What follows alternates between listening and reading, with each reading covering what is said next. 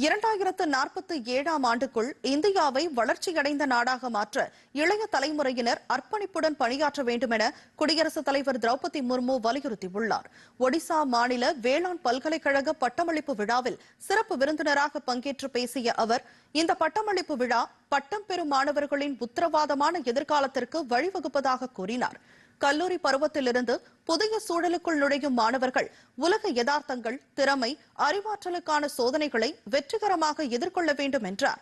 மாணவர்கள் தங்களது படிப்பு காலத்தில் பெற்ற அறிவாற்றல் மற்றும் திறமையை தேச வளர்ச்சிக்கு பயன்படுத்த வேண்டும் என்றும் குடியரசுத் தலைவர் கேட்டுக் கொண்டார். உணவு தானிய தேவைகளுக்காக நாம் பிற நாடுகளை சார்ந்திருந்த நிலைமை மாறி தற்போது உணவு தானியங்கள் மற்றும் வேளாண் உட்பொருட்களை ஏற்றுமதி செய்யும் அளவுக்கு முன்னேறி இருப்பதாகவும் அவர் பெருமிதம் தெரிவித்தார்.